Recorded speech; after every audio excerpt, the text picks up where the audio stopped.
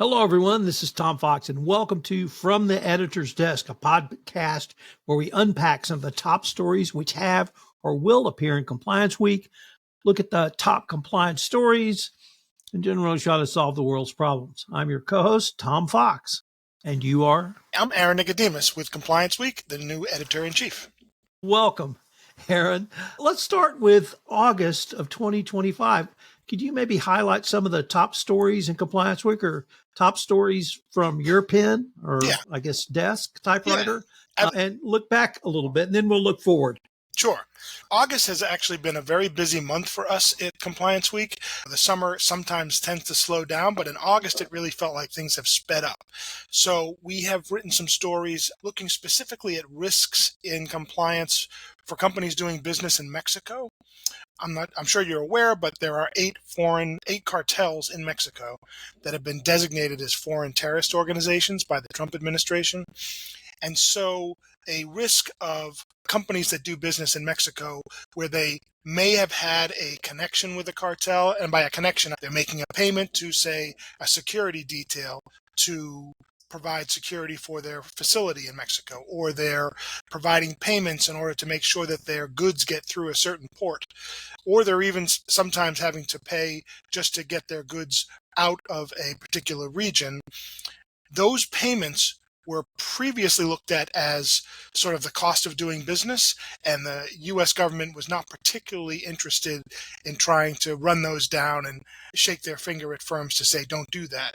But now the U.S. government is basically bringing the hammer down on these cartels, and they've launched numerous investigations into their activities to try and stem the flow of fentanyl and human trafficking that these cartels benefit from financially. If a company is somehow providing any material support to these organizations through, say, payments that they would normally make to get goods from one place to another, or even if they're using subcontractors who pay these bribes or pay these payments, they could get in trouble. So we wrote a story about that. I wrote a story about that earlier in the month, and we're planning a series of discussions on that topic because it seems like it really hit a chord.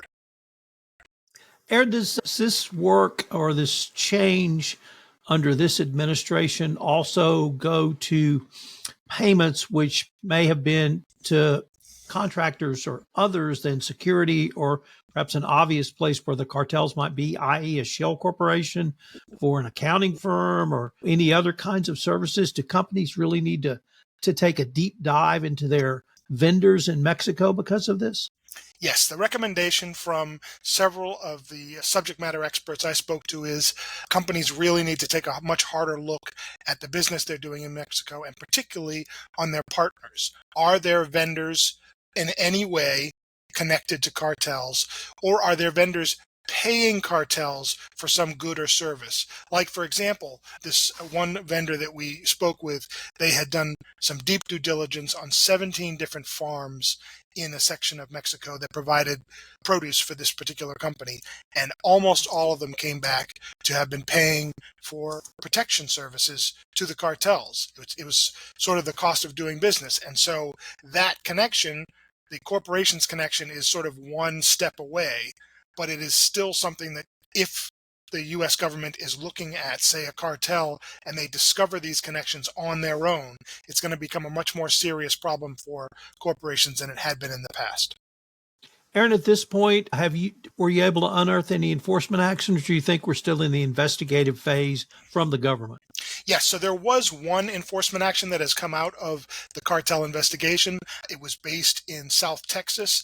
There was a pair of businessmen who were transporting stolen petroleum on behalf of a cartel to their facility in South Texas and then distributing it throughout the U.S. So that came as a direct result of U.S. investigation into cartels. It was not the subject of the investigation. It was like a secondary find within the investigation, and those two men are being prosecuted now for providing material to a cartel. But it's a cautionary tale because the information came out of an investigation that was not related to this particular facility. The investigation was into fentanyl trafficking by a particular cartel, and this connection came out of that investigation. There's also potential for whistleblowers to step forward who know of connections between a particular corporation and a cartel. So it's a really difficult time to be doing business in Mexico, and companies just need to take an extra layer of caution and provide an extra layer of due diligence so that they can show regulators and law enforcement, if they come in and say, hey, we found this, you can say, we did all of this due diligence to try and find that connection, and we either didn't find it or we didn't find it to be verifiable. Aaron, what were some of the other top stories or perhaps favorite stories from your perspective? Yeah, we had another story that did particularly well with our audience, which was it was the Trump administration's first Foreign Corrupt Practices Act investigation of their term. As Tom, there was a lot of attention paid to the way that the Trump administration was handling and enforcing the Foreign Corrupt Practices Act since the beginning of January. They put a pause on enforcement actions, and what that time did, they really went back and looked at all of the Foreign Corrupt Practices Act investigations that had been launched under the Biden administration, or even some of them under the first Trump administration, and really tried to understand what was the cause here, what was the criminal activity. And so the DOJ ended up closing or concluding without a finding a number of cases that had been launched previously. Now they've decided to launch their first FCPA case, and it is basically a continuation of a bribery case that we may all know about, which is with the Pemex Corporation in Mexico, with people paying bribes to Pemex in order to get favorable positioning with contracts. There were 2 more charged in that last week, and so that was something that, again, it speaks to this issue of Mexico is an area of focus for law enforcement, for the Department of Justice, and Foreign Corrupt Practices Act new investigations are going to be launched if they have what the DOJ considers a link to or an issue with national security. And a lot of the things that they see in Mexico, they are linking to national security concerns because cartels are bringing immigrants across the border illegally, they're bringing fentanyl across the border illegally, and they're doing other activities that the Trump administration has considered to be contrary to the national security of the United States. What are some of the other stories that you enjoyed or the readership enjoyed? Yeah, so I wanted to give your readership a little bit of a preview of a story that's coming up. Our case study writer, Allie McDevitt, has been working on a story on Lafarge. Now, you may remember Lafarge was a French cement company that had a facility in Syria during the Civil War. And instead of pulling out of Syria when the civil war erupted, they decided to try and keep doing business in Syria. And in the end, they ended up paying what turned out to be U.S. designated foreign terrorist organizations payments in order to do business, right? And so the case study is going to look at that arrangement and determine sort of how it happened. It didn't just one day that this company wanted to pay terrorists, right? It was sort of baby steps here, baby steps there, and the chain of decisions that led to that misconduct. So that is coming up in the next week or so. We're still getting ourselves in order, but there are our subscribers and members should start seeing preview emails for that case study coming out in the next week. Aaron, you may not know, but I'm a recovering trial lawyer, and I handled catastrophic injury and property damage cases. And it was always, there was never one thing you could point to. It was always, just like you said, a series of failures, safety failures, decision failures, whatever it may have been, that led up to the catastrophe. So I'm always fascinated by these series of steps. And I hope you guys, and maybe you're going to say, that's a great idea, Tom, why don't you do it? But sort of think about it in terms of, in the compliance world, we have an opportunity to stop things when they're little steps. And that revolves around culture. And what is it that allowed the culture of that firm, because it's that event and that enforcement action are well known within the compliance community. So how can we stop when someone starts with what perhaps may have just been a wrong decision? It wasn't unethical or illegal, but it sort of went over the gray line. Right. Anyway, I'm always fascinated by that. So I'm thrilled to hear that Allie's writing about that part of it. And we can see, and hopefully we can help compliance officers and compliance professionals understand the importance of culture, the importance of policies and procedures, and the importance of internal controls, because they can stop things becoming illegal or unethical long before they occur, even if a wrong decision is made. And that's the idea of the case study. I won't get too far into the details of it because I don't want to spoil the surprise, but there is a lot of examination that she does on these baby steps, on these one decision led to another. And hopefully compliance officers will be able to take from it as that is the place in our organization right there where we might have been able to stop that because of our culture, because of our ethical standards, or because of our internal controls may have caught that and stopped that. So that's the lesson or the series of lessons that we're hoping people take away from this case study.